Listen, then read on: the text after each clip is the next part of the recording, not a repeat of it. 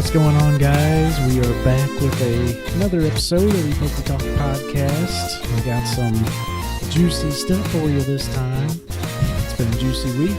Yes, it has. We're about to throw some hands for some Van Gogh promos. Yeah, that is kind of the news that's hard to avoid this week. Or I guess the end of last week, rather. But, yeah, still seeing some implications from that. We have some big PSA orders that we sent out that we are going to talk about. And, yeah, it's just going to be a little chill episode. We mentioned last time we might just try casual conversation episodes. This very well might be one of those. So, not sure how long we'll be going for, but I'm glad to have you guys. But, yeah. What do you think of those Van Gogh promos? Well, I obviously love them, but, you know, actually, I'll say this. I think it's great that a lot of the merch that was surrounding it, the Starry Night wasn't even included, and with the idea of being able to expand the attention and the notoriety for folks that might not know, be familiar with Van Gogh's work, I think it was great that they chose pretty much every other key piece of work he's had over Starry Night. Although I have to say, it was disappointing. We were all wanting that promo, right? Come on, you know? Yeah. We were all wanting it. You know, it didn't even have to have been Umbreon. It could have been like something else. But anyways, I think the promo itself was great because it is one of Van Gogh's most iconic self-portraits. And I think that part was great.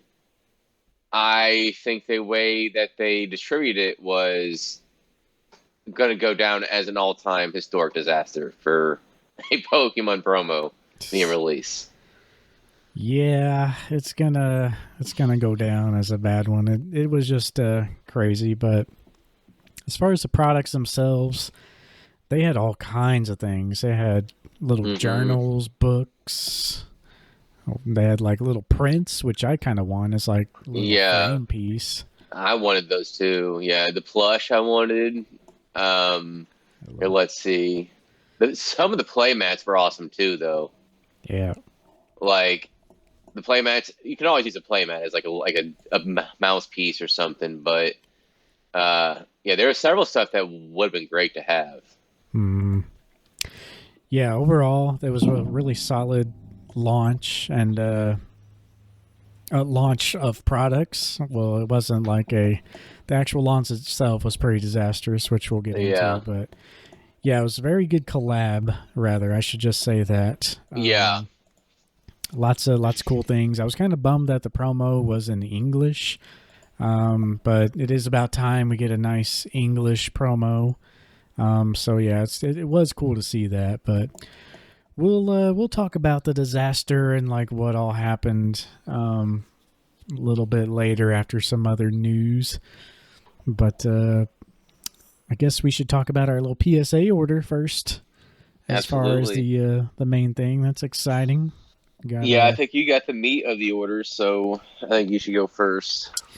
Yeah, we got a few orders here. Let me pull up on my PSA account here. Our main order is a value bulk 1980 to present. So I threw in the Jordan Walker card on there. I think it should be able to go through. They will let me know, I'm sure, if something comes up. But yeah, we sent off quite a few cards there, about 28 cards in that order. We had some Ancient Mews in there. We had a bunch of... I sent out pretty much all of my first edition holos. So I think I've mentioned before, like, the declared value on these things, I think, has to be 500 or less, if I'm not mistaken. Pretty much all... Or maybe it was 1,500 or less. Or no, I think it is 500 or less. So pretty much the only card that came close that had a Venusaur holo first edition, it's probably PSA 5, PSA 6. So I kind of fudged that one in there. A Mewtwo holo first edition, I kind of fudged that one in there. So we'll see what they say. Might get upcharged for some. Might get a different service level for that Jordan Walker. So we'll just have to see what they say about that. But yeah, pretty much every first edition holo aside from Charizard and Blastoise I threw in to this submission. So really excited to see what those grade. Pretty much anywhere from a 5 to a 7 is what I'm expecting for all those. So it's not going to be too much. Threw a couple gold stars in there. I had the Entei, Raikou, Suicune, and the Alakazam and Celebi because they had some like little damage on those. They're going to be some of the lower grades of my gold stars, so I just went ahead and threw those in there too. So yeah, that is our shared order. I made 3 more orders that I shipped all in the same box. So I sent off my first edition Charizard, which I don't know if I told you that or not. No. It is going to get recased in the new PSA slab, and they're going to scan it for the online like photo log. So pretty much anything after like the 6 million cert, I think, that you have a nice picture of the actual card of the specific cert number. And my Charizard never had that because it's like a 2 million cert. It was graded way back in the day. So yeah, it's getting a new slab and a nice scan on the website. So just something I always wanted to do. Not really for the picture, but just because of the older slab. I just wanted to have like an updated slab because those old ones, I don't really care for the look of them, and the eye appeal is just not there for the like it is for the new ones. Other than that, though, I had a 4-card submission. What level was this? This was value. So that means the declared value of the cards was, I think, 1,500 or lower. Or maybe that was a 500 again. This is essentially for the signed cards we had. We had some Veronica Taylor. I had a Sarah Nanochenny, and then you had a Sean Schimmel signature. Sean Schimmel, yeah. Schimmel. So, yeah, we had 4 cards there that we needed to get authenticated. Yeah, and was gonna get the Taylor one graded, but probably not. Yeah. You know, it just the auto cert, and I think those 2 would be good just for the collection. Yeah. And what I might do if she's going to be there again, I might get another one to get signed, but with the intention of like flipping it. Yeah. So, yeah, and the Sean Schimmel, I'm going to get like 5 things signed next time I go there probably. Yeah, it would be good to have his. I kind of wish I would have gotten it, but I want a better card. I didn't know much. I just got one of the old school Dragon Ball Z card game cards. I want one of the newer ones. Yeah. I think I would like the older ones like you got. Like the older ones though are starting to reach a pretty penny too, and which sucks because I know I used to have a bunch of those, and I'm pretty sure I just threw them away. Yeah. I had some too, but I don't even remember what I did with mine. I bought a bunch because that's when I was like peak Dragon Ball Z when that card came out. I had a bunch of foil cards. I even had the Super Saiyan one. I think that one's. I don't even want to look at what the cost of that one is. I bet that's decent. Okay, I'm gonna go ahead and do it. Yeah, it was pretty cool to see, and yeah, his signature.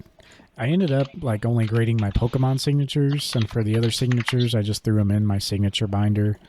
So the, Eric Stewart and Dan Green for Yugi and Kaiba, I just ended up throwing those in my signature binder. I don't know if I'll ever get those graded because it was just mostly a sentimental piece just for me to have.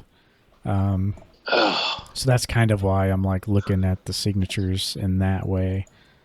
It's like I don't want to start collecting all these signatures of like Dragon Ball Z or something that I'm not even into, otherwise. So that's kind of my thought with that. But. Well, that card that I had was sold for $700 just 2 weeks ago. What It's almost grade? as bad as actually throwing away a bunch of Ozzie Smith rookie cards now. Oh my god. What was the grade on that one that sold though? Raw. Raw. Raw. Yep. It's interesting. Yeah. So, yep. It is what it is. You gotta just keep on going on. Yeah. Yeah, let's see. We did have some other orders. I sent out a 2-card order. This is my biggest one, but I had to do this as express, which is 2,500 or below declared value, I believe. I sent out my Mewtwo Gold Star and my Charizard Gold Star. They were in pretty good condition, so I went ahead and sent that out. And yeah, excited to get those back. That Mewtwo could be, like, they pretty much both could be PSA 9. But the problem with the Charizard, I think I mentioned before, there's like a, I don't know, it's like a weird dot. It's like an ink dot on the back. So I don't know what they're going to do with that. So we'll have to see. But yeah. Then there was one more that I didn't send out this time, but it's going to be going out in the next few weeks. Probably by the time you hear this, it's going to be at PSA, honestly. So probably this week. It's a big submission. It's pretty much the rest of my gold stars. And those I had to send out at the higher tier than our order, so it's pretty pricey. It's like $1,600 to grade 21 items. But yeah, that's pretty much my first edition Blastoise Hollow, and then every other gold star, which includes the Rayquaza and all those. My Rayquaza isn't the best condition, but I snuck it in there. Got an Umbreon and Espeon Gold Star that's in there. So yeah, that sub should be pretty insane. And we all know what's going to be the most insane sub, though. PSA 1. Yeah. One of the things I every year at the Comic-Con, or just overall, I've been buying a handful of Ancient Mews just because I love that card and I love just buying a few. And I always keep one of the few sealed. Depends. It's like the amount that I buy. I always keep like 1 or 2 sealed just to have them sealed. But I've been kind of floating the idea for a while now, like over a year, to have a PSA 1 to 10 set. Because I already have I sold both my 9s, but I have an 8, a 6. I think I can get a 9, maybe a 7 or lower, because that one had a print line or something on it. And then like a PSA 1. Like I purposely damaged an Ancient Mew card. Yeah. So I basically just, unpacked it, squeeze it in my hand, obviously, and just kind of crumple it, throw it a little bit, hit a wall, flattened it out, kind of took a pair of scissors and scratched the surface, that in one deep gash down the center. And then each corner, I bent each corner. So we'll see. I think it has a strong chance. and actually, a PSA 1, like Ancient Mew, is like $100. I figured there'd be some premium because of PSA 1 collectors, but I wasn't expecting that much. I was expecting like 60 or something. Well, my only thing with those is like, I don't know exactly what goes into getting the 1.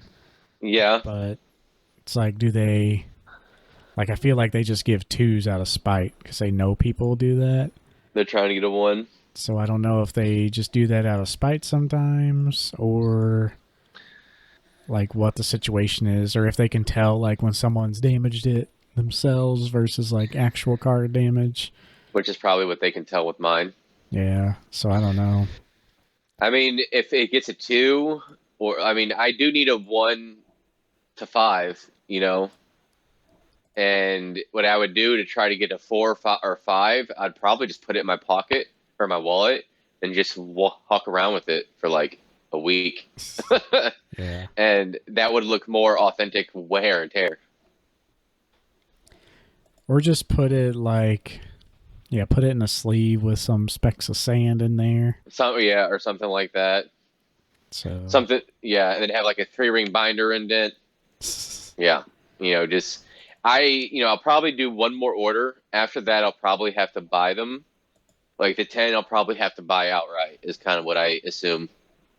yeah, Because it's too. At this point, I've done probably about a dozen plus that I've looked through, and not one has been a 10. So I mean, at this point, it would have been cheaper almost just to buy the 10. So that's what I'll end up doing whenever I get a certain amount graded. Like I'll probably try once or twice more than ones I buy, and I'll do one more order to try to get like a 4 or 5, maybe a 7, like a 2 or and then I'll sell the other ones, and then I'll just buy the 10. That's kind of what I think I'll probably do. Yeah, you'd have to just buy like a bunch of them and just send like a little group out, and then see what you get, and then just end up buying the ones that you don't get. Exactly. And eventually I'm going to move on to other variants of that ancient Mew. I would really like to have like the 2016 one. I mean, I think there's one more. Oh yeah, the Nintendo Air variant. Yeah.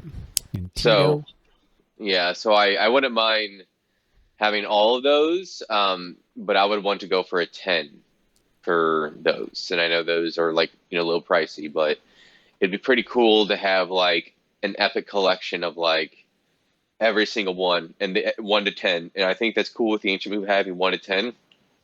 I know it's kind of strange, but I feel like it's almost symbolic of, what do we do when we got that card at the movies? We put it in our pocket, right? And I feel like there's just something symbolic. Like, some people could have had a 10 still. Like everybody probably got a different or would have gotten a PSA grade based on their condition after they put it in their pocket, they put it in a binder, they showed it off, they touched it. They're like, cool, look at this. I just really like the idea of having a PSA 1 to 10 set of that card. And it'll probably be the only card I ever do that with. Yeah. Yeah, it'll be cool to see. I had a 10 of the 20th anniversary Japanese one where it had the Sparkle Hollow when we did our last sub, but ended up selling that. How much did you sell that one for?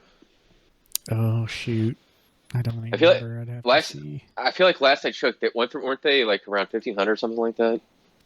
No, it was less than that. Which one was 1,500? Was the Nintendo Air variant? Nintendo, yeah. Yeah. There's a couple variants there.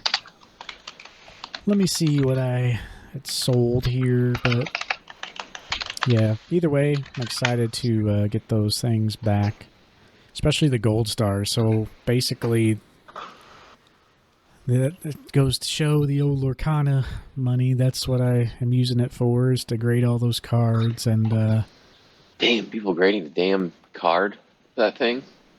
What's that? People are grading the Ancient Mew card. And somebody bought a PSA 10 one for $130. The little Ancient Mew description on the back that came with the promo? Yeah. People are buying that. Yeah, doesn't surprise me. But yeah, essentially when we get all these cards back, I'm going to have a complete graded first edition set and a complete graded gold star set. So it's really going to be a matter of what I want to keep. Or do I want to sell it all? And estimated value on like everything is probably like 30 to 40K, which is nuts. But that's a decision for the future. It is. That's quite a bit of money. Especially, I didn't think you would sell everything though. I guess you're just gonna sell what grade's good, buy things back raw for certain cards, like the gold stars. Yeah, it's one of those things, like I want the whole set. Yeah. But if I sell one, I know I'm going to get the itch to sell pretty much everything except the ones that are like the most sentimental. So I even sent out some of the first editions, like the starters that were in better condition. But so now I have like a mostly like 90% complete base set, all first edition. So I could see myself detaching from that unless I just throw them in a binder and start just collecting extra base set cards I find. But I think I'll probably just get rid of that.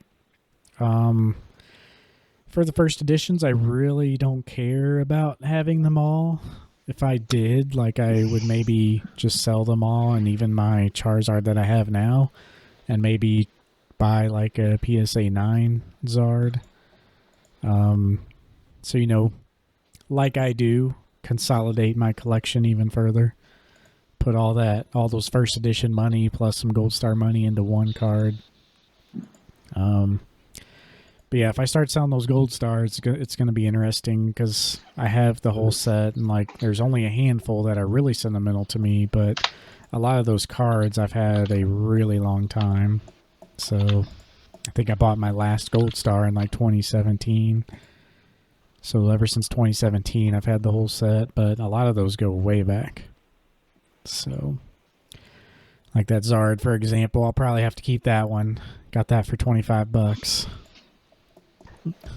So don't know why. Yeah. Got two of them for $25. Immediately sold one to get my money back. Yeah. So that Zard and that Mewtwo, that's an express level, so it's only a 5-day turnaround. So I actually, it's crazy. Like I sent them out Monday. PSA got the cards Wednesday of last week, and they're already like they'll probably be on their way back to me this week. They've already sent me like your order's processing, and the Charizard that's getting recased is already in assembly. The Mewtwo and the Charizard Gold Star, they're already in the grading phase, so they really do pump those out pretty quick now for the express level. But yeah, that's pretty much our grading story. I want to mention about the sports world. I don't know if you remember last time we mentioned how Topps pretty much has did a big oopsie in the sports card world where people were finding refractors that were supposed to be one of one in 2023. I think it was Topps Bowman Chrome. They were basically finding one of ones in multiple situations. Like, essentially, there was one pulled on live stream by like a big breaker, and then another one of one of the exact same card pulled on another stream. So it led this industry a big uh-oh, what's going on here type thing. And yeah, it's essentially raised a lot of questions.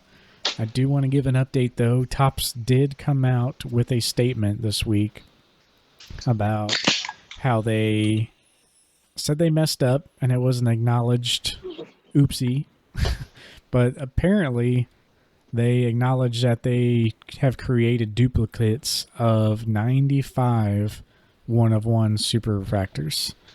So, did they release which ones?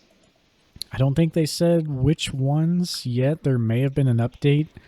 I wouldn't be surprised if they did come out and say, because they said if you do have the one-of-one, they would buy it back from you.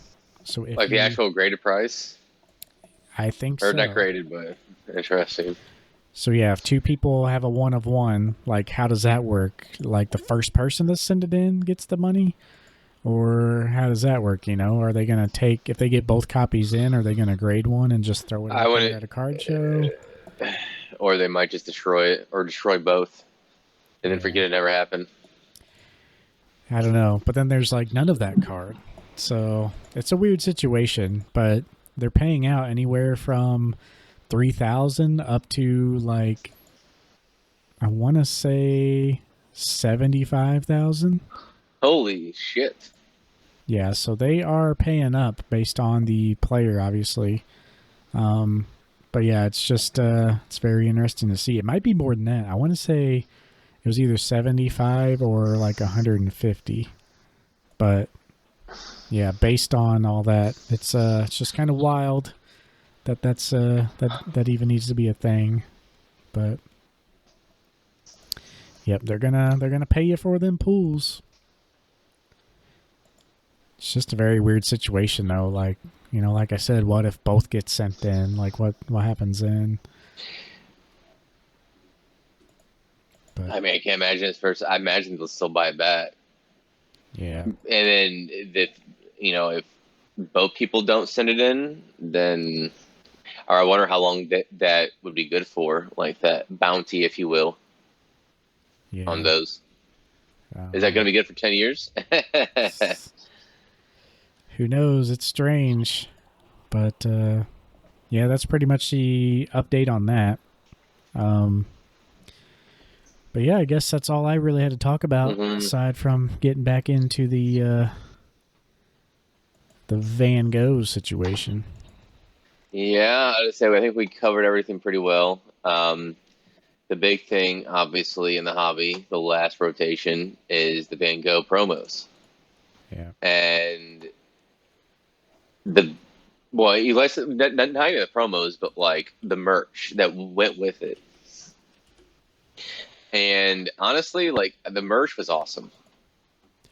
And it was one of the better promos. Yeah. I've seen, not just like the card promo, but like you said, they had mugs, they had card sleeves, they had pretty much everything they've ever used for other promos and more. So it was pretty cool. But we've even mentioned, like, if you look at the museum website, all the other past collabs that the museum has done, they've always done like journals and stuff. So yeah, they really went all out with this one. But I'm sure everybody has seen the crazy video of everyone fighting over the merch at the museum itself. Yeah, I mean, the canvas art would have been great to have on my wall, but everybody buying 10 items to get all those promos. Yeah. But yeah, and then these people, like, I mean, we've all seen kind of videos from the 90s where it's like a Tickle Me Elmo, or like maybe like Microsoft 95 when that came out, N64. There's a lot of situations where people are acting like absolute complete fools because of the money surrounding it.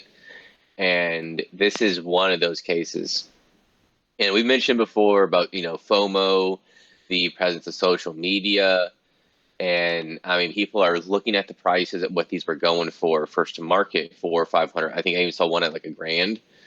And people, I guess, lost the ability to critically think or read information that has been released. And the moment it was released that this thing would be available till January 7th, and it was going to be available, like this was also a couple days before the actual release, and it was going to be available through Pokemon Center Online, I think people should have immediately assessed that this was going to be a large print quantity card. At minimum, equaled that to the stamp promos, which was 80,000. So that's your peak right there on prices. Well, that was at minimum.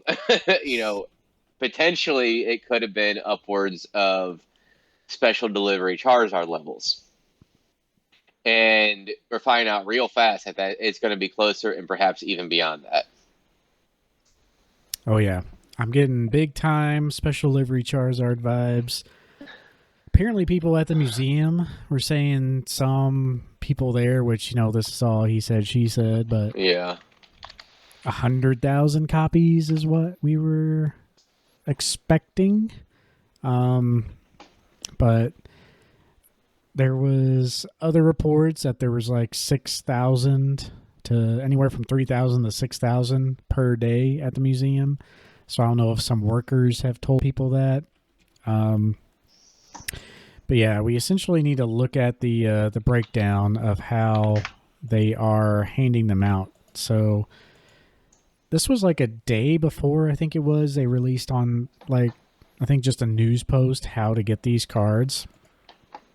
And you originally were supposed to get a pamphlet and do almost like a little mini scavenger hunt around the museum. Yep.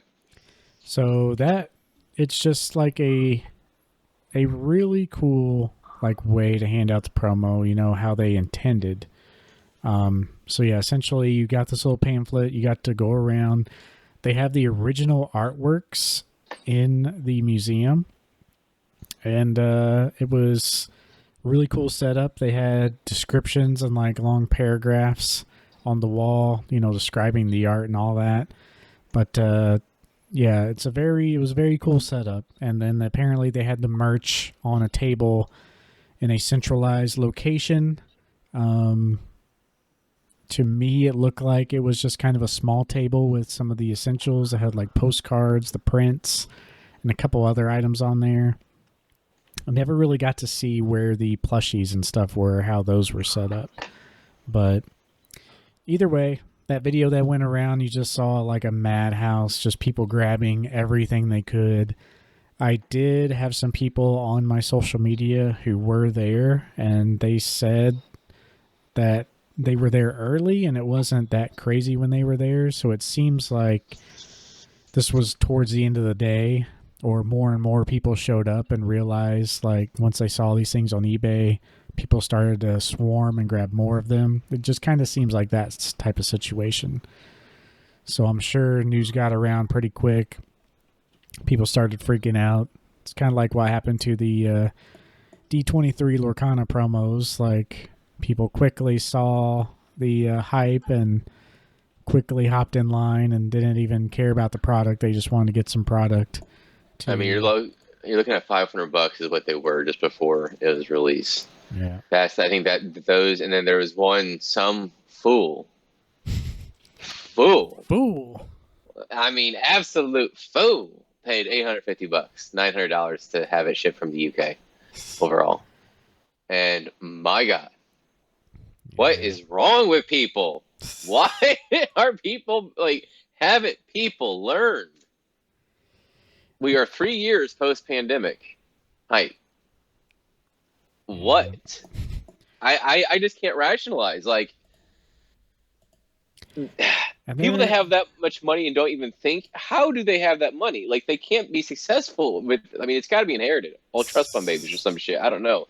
But that much, like, people that just throw it in the whim, either they're incredible up to their ass, or, I mean, the financial literacy there is just absolutely astounding, especially the knowledge within this hobby. Yeah. My biggest thing is, you know, I saw a lot of that, and obviously, like, the majority of people aren't as knowledgeable as us because we are in the depths of it, like we said many times. But yeah, it's just so ridiculous at this point. It's hard to explain why we think that way, but it is ultimately kind of like a no-brainer that this product was going to be pretty well available. Yeah. I mean, anything was possible up until Special Delivery Charizard, I feel like. After Special Delivery Charizard and that situation, it really showed you, like, Pokemon isn't going to release something like this unless there is just tons of it or enough to go around. This is a rare case where there was not enough to go around, but even with that, they've already released a statement that they will be getting and reprinting and handing out more of these, essentially. They put a post, I think it was on their Twitter, then it went around on their Instagram. They said, you know, pretty much anybody who bought a product is going to get a promo, and simply those products sold out. So it was a no-brainer, like, people were going to buy all those items if you got the promo, because it just makes sense to sell the promo and essentially get the item for free. So even if you didn't care for the items you got, like, you could get free items. This was the exact same case for the Special Delivery Pikachu. Special Delivery Charizard was different since they did like a little lottery system. So that was kind of weird. A lot of people did not get selected because that was botted out like crazy. Yes, it was. It was all bots. Apparently, only bots got selected and no actual real people. Yeah. Actually, no, I think my friend got one. No, I remember. I did have a friend that got one, and Yeah, we never got selected, and I have it. I ended up getting it for like $40 or something like that, which is pretty much still the going rate. Or no, we ended up buying something, wasn't it? No, I don't remember how I got it, but I never got the promo. I don't think. Oh, I ended up buying a promo. I bought the promo code is what I did. So it cost me like $30 to actually get it. Yeah, it was. I think I just bought mine outright once they came down, but yeah, the with the special livery Pikachu though, everybody like pretty much was able to get one. It was really before the insane hype. But yeah, it went to show like people could just buy whatever they wanted and get it for free because they could sell the promo. So it's exactly what happened with this. I don't know why they didn't think about that, especially with the market now. And then this being Van Gogh, people were thinking this was going to be another like a monk situation with the Scream. And that's what people, because it was immediately being compared to, on Poke Beach, and everybody like, oh, another art promo, and maybe some of the ponchos even. And Pokemon is never going to be doing these exclusive cards unless you're playing competitively ever again. Yeah. Ever. I thought the Pokestamp promos were more exclusive than I thought that they were going to be. Yeah, and like Pokemon hates this stuff. Even at Worlds, there was a big situation with the skateboards, which we mentioned. Like, there was exclusive Bear Walker skateboards that were Worlds only, and things were so crazy then that they had to stop selling them, put them behind the counter, and then they just like refused to sell the rest of them. And I know someone was like arrested, and Pokemon just like hates us. I'm sorry, I thought this was America, but you're in Japan. Yeah, it's just so like Pokemon just absolutely hates this stuff. And I was really surprised that they even did this promo, but they probably thought that they had enough and that they were going to be okay. But of course, they tied it to the products themselves, and of course, everyone clearing out that inventory. Yep. It is ingenious on their end where they can just make a promo and just clear out their inventory for winter. Because not everybody bought. Yes, people did buy a lot, but you had a lot of eyes on their site, right? A lot of eyes on their site in the days before. Guaranteed, they sold out of a lot of crap. Now, it wasn't as efficient as the special delivery Charizard, obviously, because it was tied to buying stuff exclusively from there, not just exclusive collaboration items. But they still sold. I'm sure they had a huge spike, I would guarantee, in sales in the last week. Oh, yeah. Plus, you had their Halloween stuff that was just recently put up. I mean, I'm sure they had a huge spike in sales. It wasn't as efficient, but I'm sure it did a damn good job and clearing out a bunch of crap. Yeah, it's a nice way to clear out before the holidays. And every year now, I bet they're going to have something like this tied to it. Oh, yeah. It makes sense from a business perspective, and you know what? The fan base, the consumer base obviously loves it. Yeah, it's great if they can do a promo like this. The biggest problem I see about this whole thing, though, is on Pokemon's end. Yeah. Because people saw that video and were just like, "Oh, scalpers are ridiculous," and yeah, they are. And a lot. But how many of them were actually resellers, though? That's the thing. That's the thing. Yeah, it's like a lot of those people, I'm sure, were just there and they just wanted to get an item. Exactly. So you can't just bunch like, "Oh, they're all scalpers." If you were there and you were not a scalper and you just wanted one, like you would be in that video, you'd be like wrestling. Hold the line. Yeah, hold the line. Reform the line. You'd be in that pile wrestling just to get your one item. So it's sad. Even the people who just literally just want their one item, like you have to fight for it. And I think Pokemon failed utterly at this point. Yeah, it's sad. Yeah, it's like a lot of scalpers problems, but some of those people weren't scalpers. Some of those people were just visiting the museum. Some of those people probably walked in and didn't even know this was happening. I have a family friend who's like over in Amsterdam, and they could care less about Pokemon. But it's like they're over there, and I'm sure they could go if they wanted to. I'm sure it made national news over there. Oh yeah.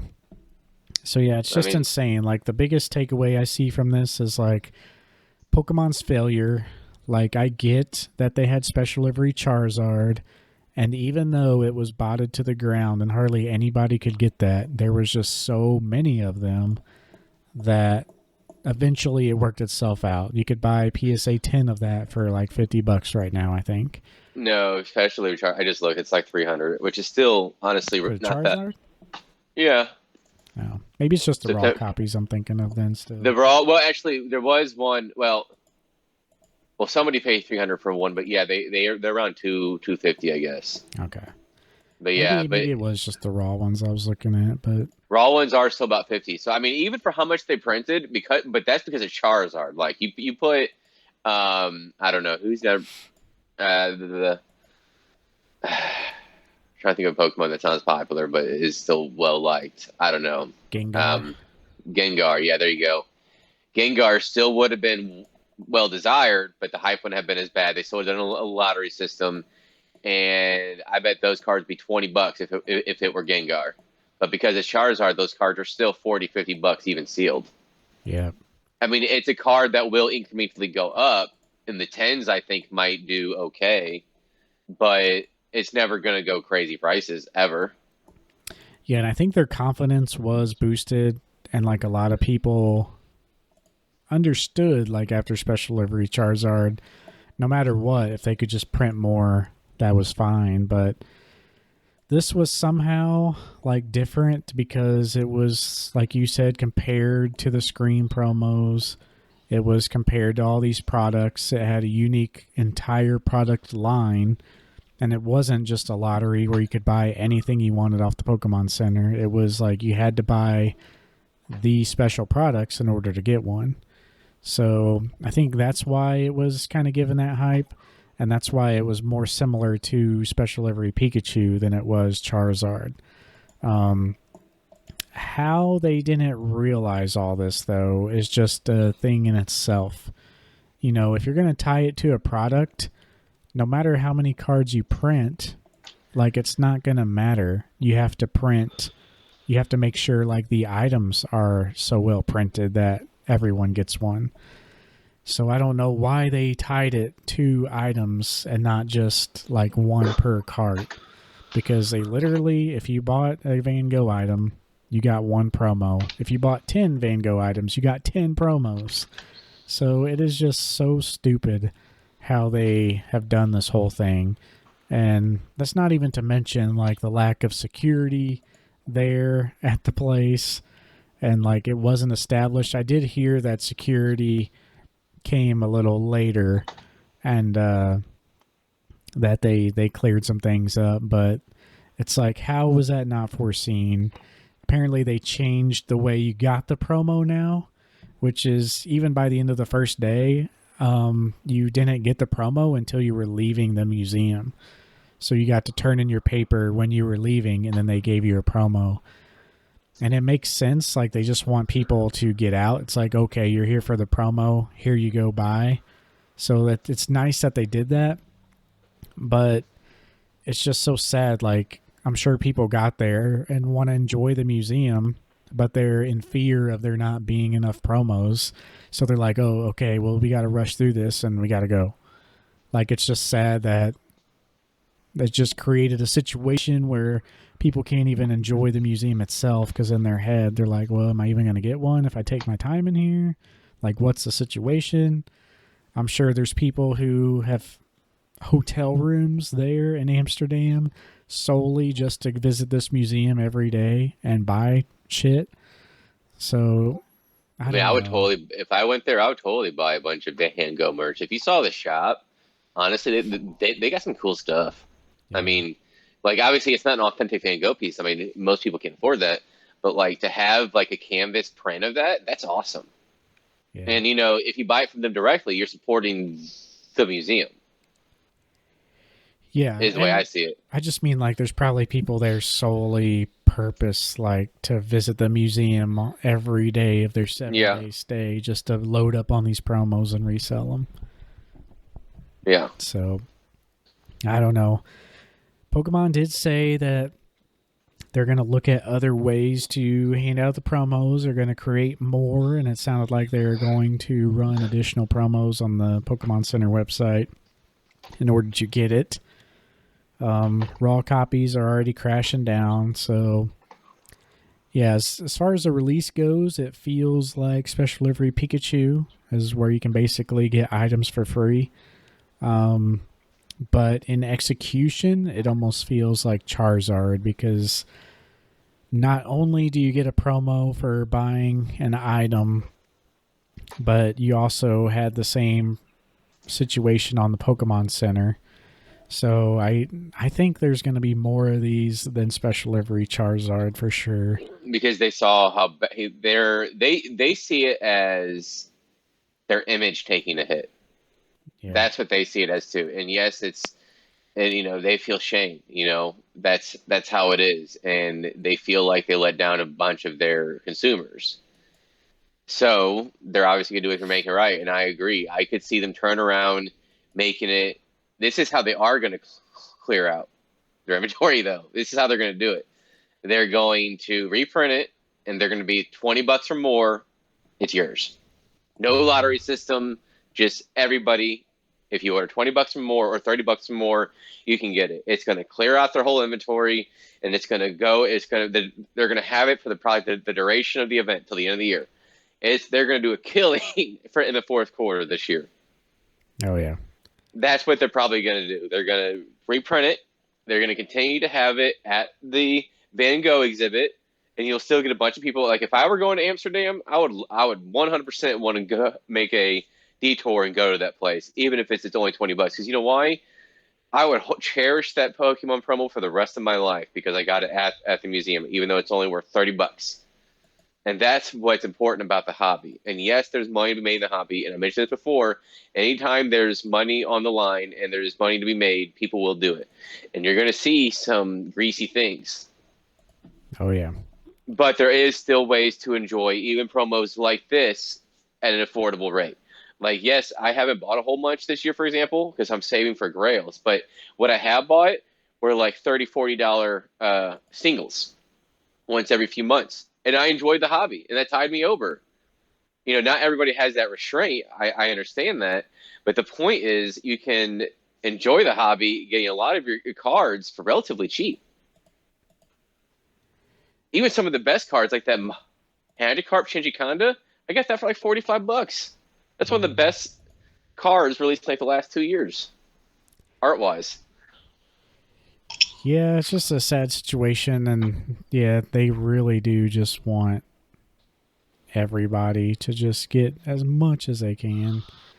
And I think they'll do right with this. As far as more promos in the future, though, it's like, yeah, I don't know if we'll ever be seeing any more promotions like this. It's just going to be... I could see them doing it, but they'd be smarter about it. Give me a Da Vinci Pikachu, Nathan. Okay? Give me, I don't know, or a Mona Lisa Pikachu, or they'll probably do something creepy like I don't know, some humanoid creature. But yeah, I mean, you can do this. Just be prepared with it. Like, live and learn. Don't make the mistake next time. If you continue to make the mistake next time, that's the real issue. Yes, this was disastrous, but they've already been able to try to remedy it. Well, learn from this next time. Look at how you dealt with the Special Delivery Charizard. Combine those two examples, and boom, you shouldn't have issues like this going forward again. Obviously, you can't control people, how they give into social media exposure and hype. You can't actually control that, but you can make people learn through experience what's going to happen. Yeah, they should have known in ways that they could make it better. I'm always a firm believer of, well, if you're going to complain about it, like, how would you do it? So I think this launch would have been perfectly fine if they did not tie these promos to the items themselves. Like, it is one thing to have the promos, but if you're going to make it where people get a promo when they buy the item, you have to be prepared for that item. So I feel like printing the card is like no issue for them, right? They found that out with Special Livery Charizard, and I think that's why they got a little comfortable and thought that they were going to be just fine this time. But the card isn't the issue, it's the items. And you can have a limited run of items like you did this time. Just make sure you print enough of them, and if they sell out, they sell out. Nobody's going to be really super bummed out that they didn't get a promo card when the promo card isn't even tied to the item. Like, the biggest problem that was with the items was that you had to buy the items to get the promo card. So that's why they sold out. I don't think it's an issue that they didn't have enough of the card. It was just literally an issue that they didn't have enough of the items. So that's where I think the big problem is this time around. So it is sad to see that that was a situation that they didn't plan that out. But I think if the cards were not tied to the items, it would be much better.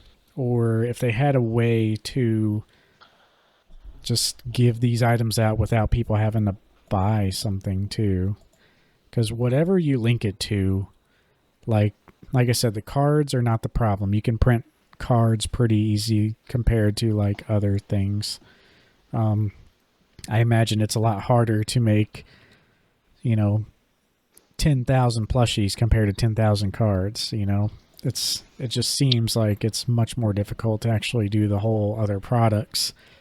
So if you're going to tie it to an item, you have to do the same with the items, and it just doesn't make sense nowadays to do that, because when you create a promo like this, you're essentially creating a unique item tied to the promo, and then at the same time guaranteeing people can just get that item for free just by purchasing it, because they could just turn around and sell whatever promo it is and get the money back. So works great for the consumers who are lucky enough to get them, but I feel like they just need a new way of doing things. Yeah, because I'm sure, so Pokemon's brand is like bigger than ever before.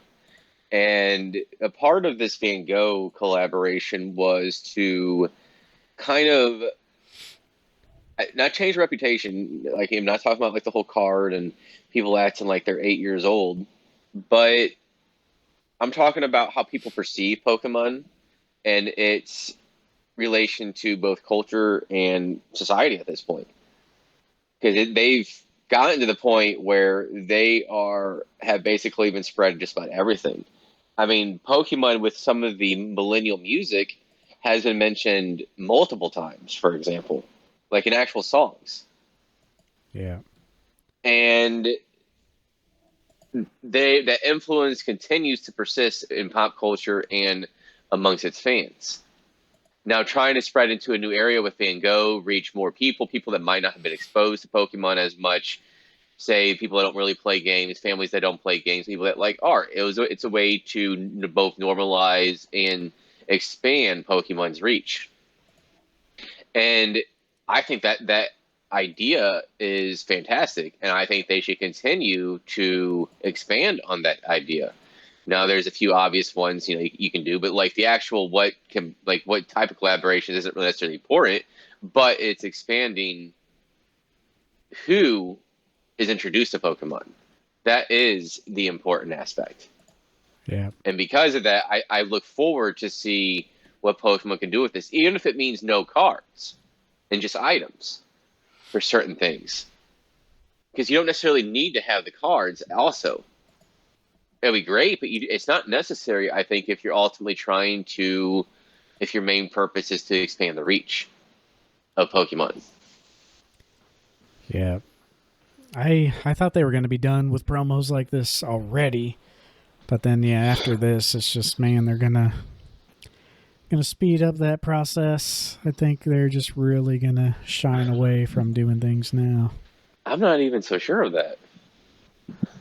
Like, I don't think that's going to it's not in their nature to, or it's not even necessarily their best interest to like not continue doing collaborations and even doing cards. Yeah. There's just learn from the experience. Just You print should more. literally just throw up the promo as an item, like literally throw it up on the Pokemon Center for like $10 and one per address. Like, there, the deal's done. You know, you're essentially making more money that way because instead of giving it out for free, you're charging $10 for it. That's And a people price still point where people would be, oh yeah, only $10. Like, absolutely. You know, that would be cheap enough for casual people to buy it if it's a cool promo. Cheap enough for people who do buy it, and if it were to sell out, people aren't going to resell that thing for like hundreds unless they're just really limited. But hopefully if you can limit that one per address, like that'd be good. You know, just try it out. Like, anybody I feel like could have been told what they were going to do with this museum situation, and they would have known that that was a bad idea. Like, I don't know. It's just so confusing, like how they don't know or how we haven't figured this out yet. Well, in addition to what you said about potentially doing the card, you could also do it. I actually haven't ordered from Pokemon in a while. Is it still $20 for free shipping? What my point is, raise the free shipping to $25. If the standard shipping for something like that would be $5-6, most people would be like, "Oh, I'm just going to get one more thing just to get free shipping." Yeah. Most people are going to think like that. So you're still clear, and people, if they're already there on shop, a good chance some people might still buy even more. So you still effectively do the actual clearing out of your inventory and people buying your items, because the whole point is the margins on those cards. I mean, how much do you think those cards like that probably cost to make?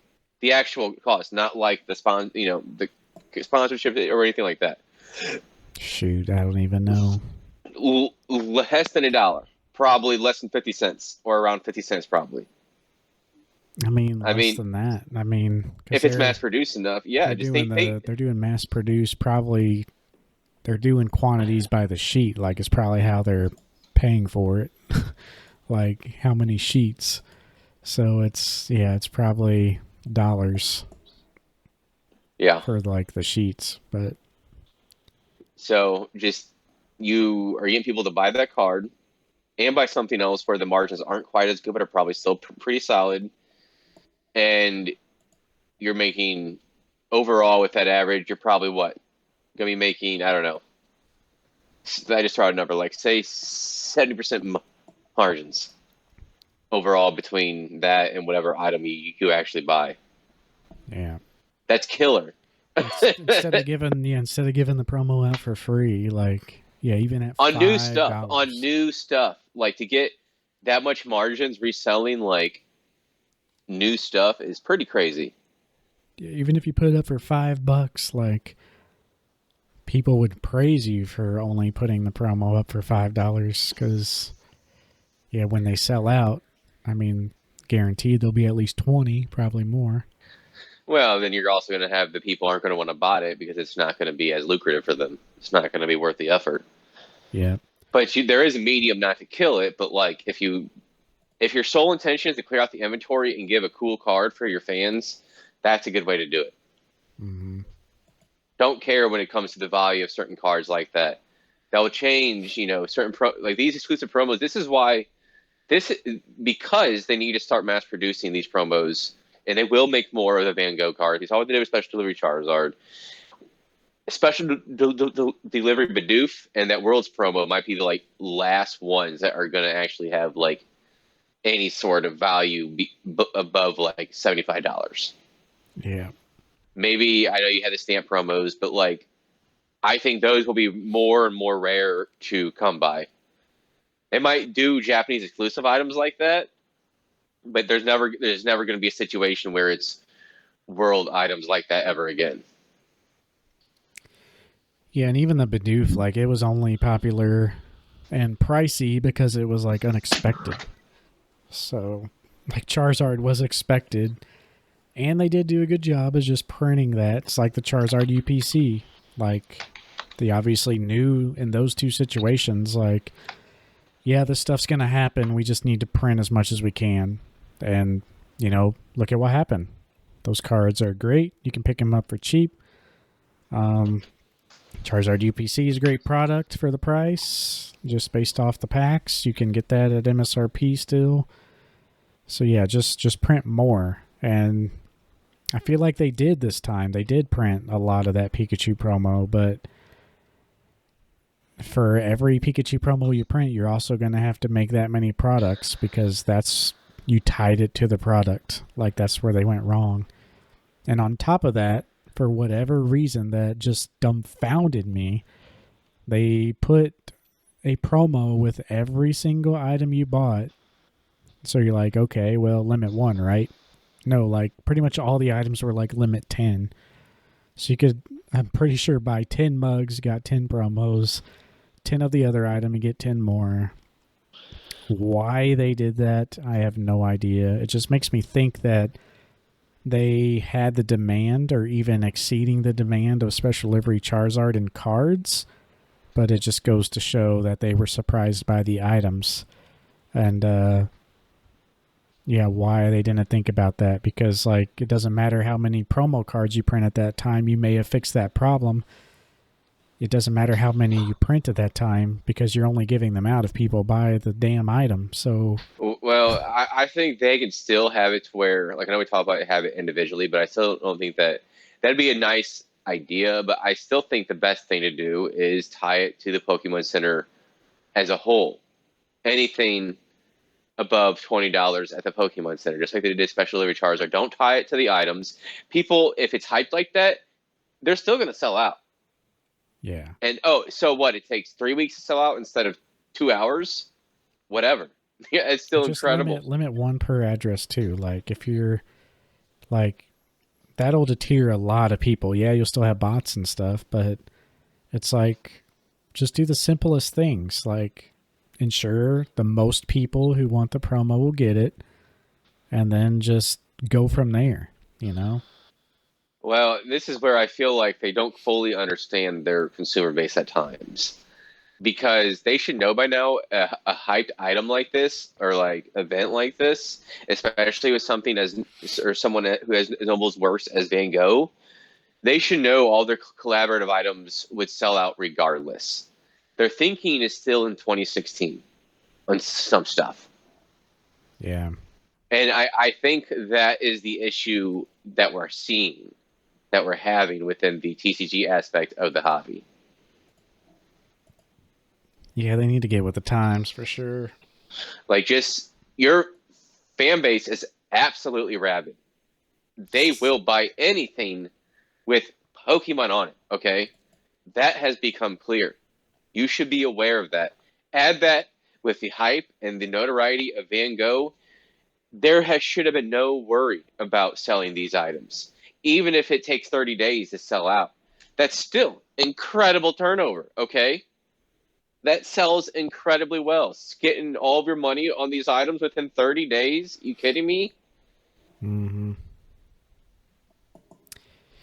Yep, it's just wild. I don't know what they're going to do in the future.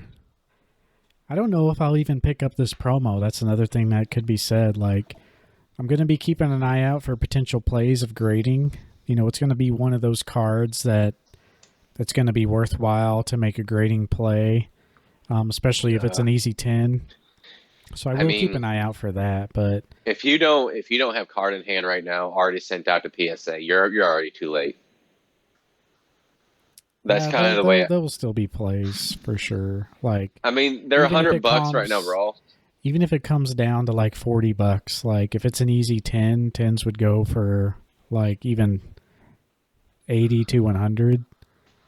I mean, there's still going to be plays. It's just like the Unagaba. You got to buy more. Pure quantities, but you'll have to get your money by then. Yeah.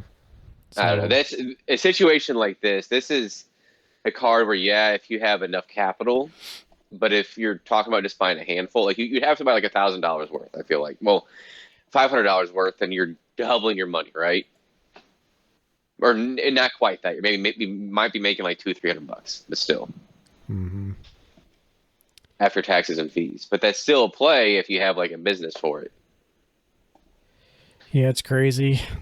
I just feel it is kind of a loss for the scalpers this time around. So even how crazy the situation is, it's just so hilarious to me. Like the people who spent time to like fly there and be at the event, and for that reason, and then for the sell card. them online like immediately. Like it is a pretty cool situation that Pokemon came out and announced that they will have more available, and which honestly in that sense alone, that's very historic for Pokemon to do that. Like they hardly, if they've ever done it before, have announced something like that. So that was props to them, and for them to do it so early, it just ensured that they wanted to screw over the scalpers, because Pokemon Center is really good. Like their distribution is insane.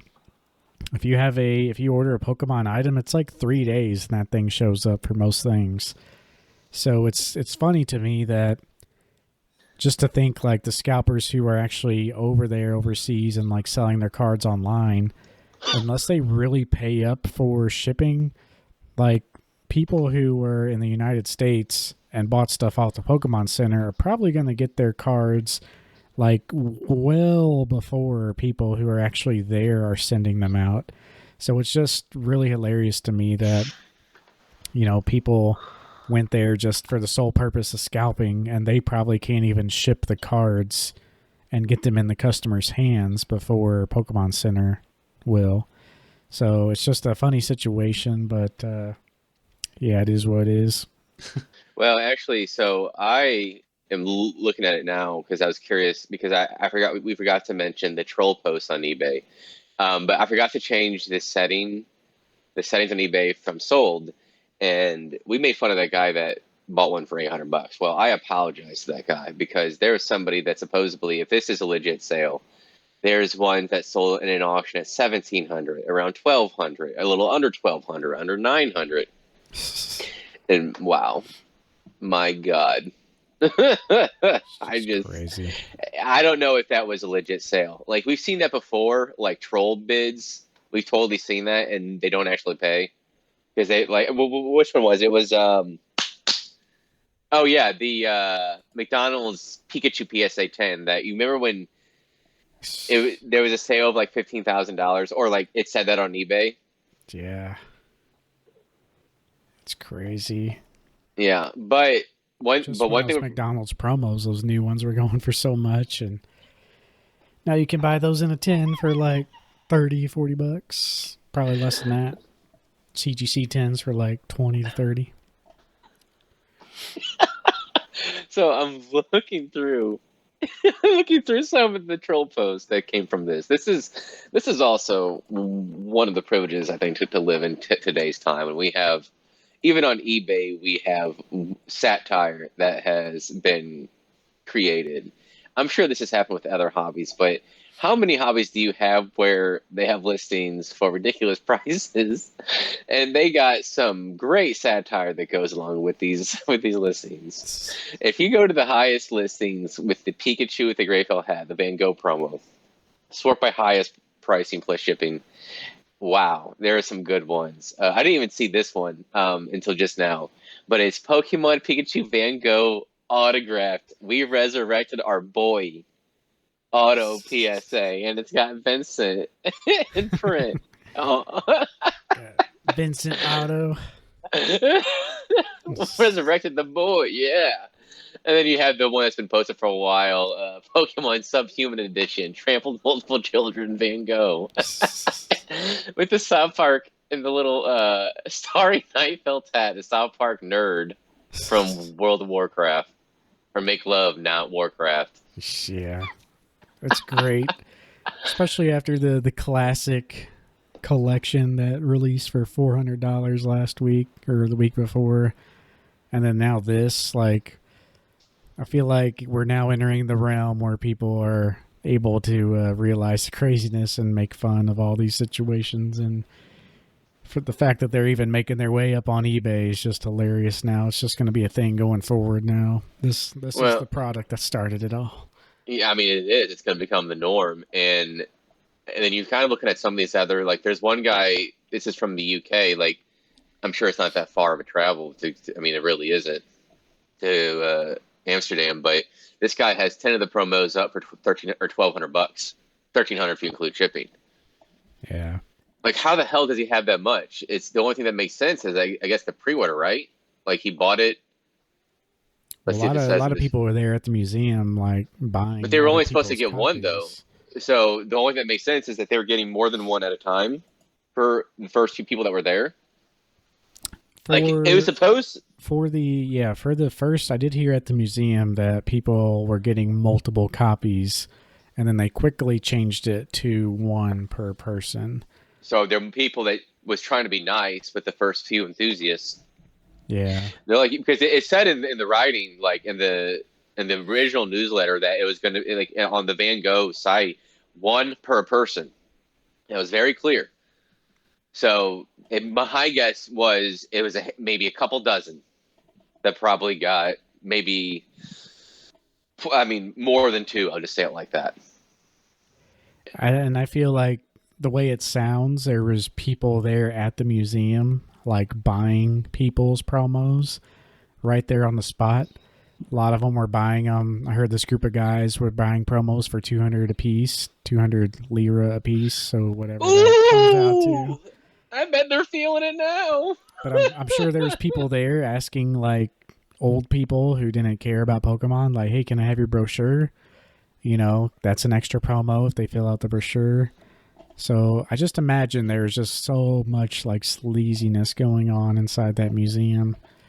Well, I mean, it's become the norm now for World Tournaments, and it's getting heavy now with the World Tournament promos, like first place, second place, all that. I mean, we've seen some people, like, out, they had a bounty on it, like, I will go higher than anybody. Yeah. But there's also people there, and we know there's at least one person as well that we know of, at least, like, at Nationals, and he went to Japan as well. There's, like, big vendors are going out there. Like, a lot of people are making the plays because the sheer margins on these cards. It's a one of one essentially. And I mean, you buy it for 30,000, 50,000 even, make $10,000 profit on it when you finally sell it. I mean, that's a lot of money. I mean, that's just being conservative, right? Mm-hmm. Like, that's just being conservative. You're talking upwards of, like, 30, 40,000 even you could potentially make on it. Yep, it's wild. So I'm sure a lot of people made the trip just to do that, exactly that. So, but there's probably, because of the amount of money and the amount of people that can actually afford that, there's probably, I would think, a higher sense of professionalism expected. You would think, right? But people have been doing that now for a long time now. Like, it's become the norm, even, I would say. But it's not so much the fact that it's happening. I think it's now potentially how many people are actually trying to do it. Like, if there's 50 people trying to get on one card, yeah, I'm not saying it's that much, but I mean, it can be quite a bit. And for a lot of these people, it doesn't take those people to really do this either, because, like, they see the dollar signs at the end of the road, so just throw it on the credit card, get there, scalp as much as you can. It just doesn't necessarily, not necessarily a money thing. But anyway, that is the craziness, and they just got to figure it out. They got to do something better. Yeah.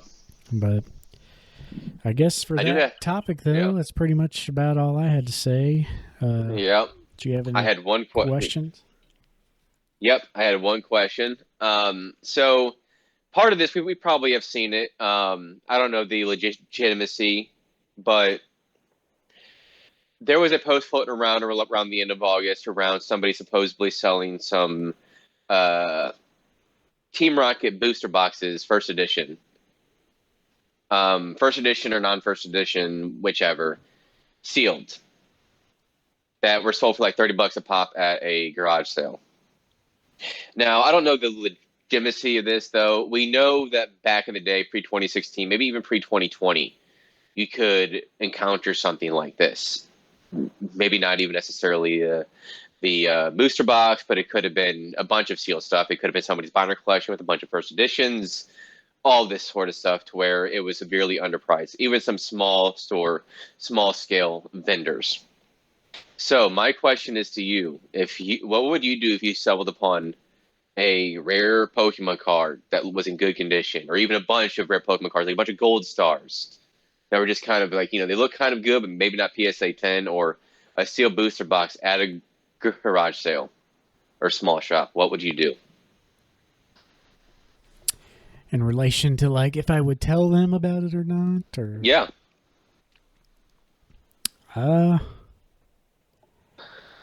It depends. Yeah, I mean, I agree. I absolutely agree with you. In a way, a lot of people selling stuff at garage sales are, just clearing out space. So, like, if they don't put the time and effort to see what their stuff is worth, then, that's on them for the most part. If I go there in the garage sale and it's like a little granny who's like, and their place isn't that nice and they're struggling or something like that, then, I'd probably be much more likely to say, hey, like, this is worth a lot. Or I would just buy it, and then when I sold it, like, come back to them like, hey, I bought a box at your yard sale, wanted to help you out a little bit. I'd be much more likely to do it then than if I went to, like, some suburb and some mom whose kid moved out and she didn't care, like the most materialistic person you can imagine. Yeah. I probably wouldn't care. But if it was like a little granny, or like, someone who was like selling to, hey, I need the money, I'm having a yard sale, rather than like, oh, I'm just throwing away whatever I can. If I could tell it was like that type of situation, then yeah, I'd absolutely probably would like take it, sell it, probably come back and visit them or let them know, like, or ask them about it. Like, do you know much about this box? And you see what they say. If they say, oh, it was just my son's, he moved out, I just wanted to get rid of it.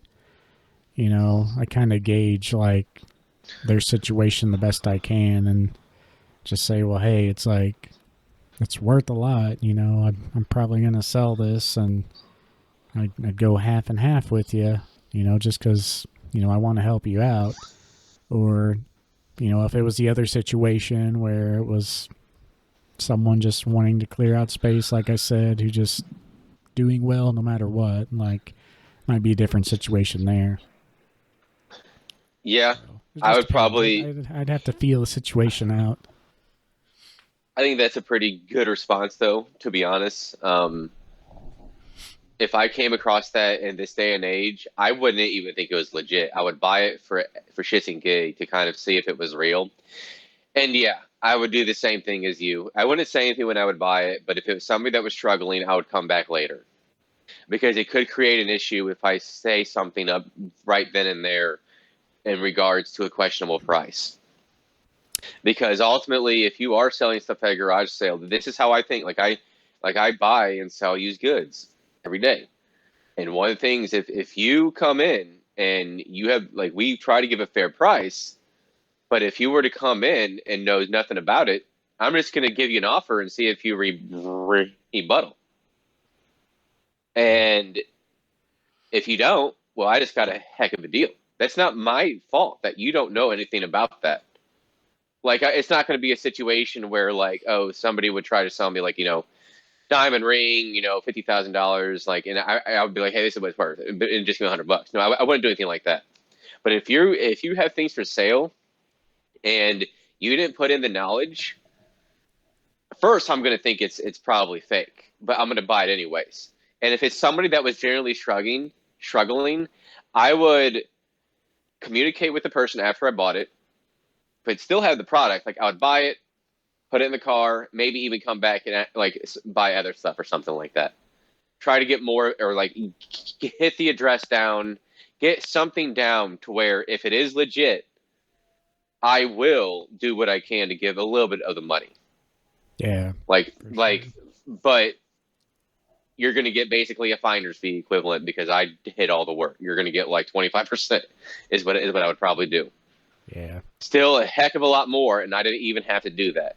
Now that's where, but here's the thing. This is also where it could get tricky if you did that, because then somebody might feel like they're entitled to more all of a sudden.